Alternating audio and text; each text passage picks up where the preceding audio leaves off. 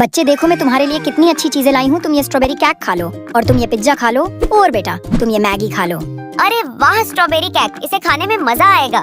रुको बच्चे, तुम सब इन चीजों को मत खाना, ये सब नकली है। ये केक नहीं, ये तो मिट्टी है। अरे ये क्या, मैं तो इसे खाने वाली थी। और जिसे तुम पिज्जा समझ के खा रहे हो वो असल में कॉकरोच है। ओह माय गॉड, मैं तो गलती से कॉकरोच खा लेता। शुक्रिया पुलिस अंकल। अंकल मेरा भी बताओ ये क्या है। लेकिन वो देखने से पहले आप भी अपनी मम्मा से प्यार करते हो तो वीडियो को लाइक करके चैनल को सब्सक्राइब कर दो और कमेंट में आई लव मम्मा लिख दो। अरे ये नूडल नहीं, ये तो कीड़े हैं।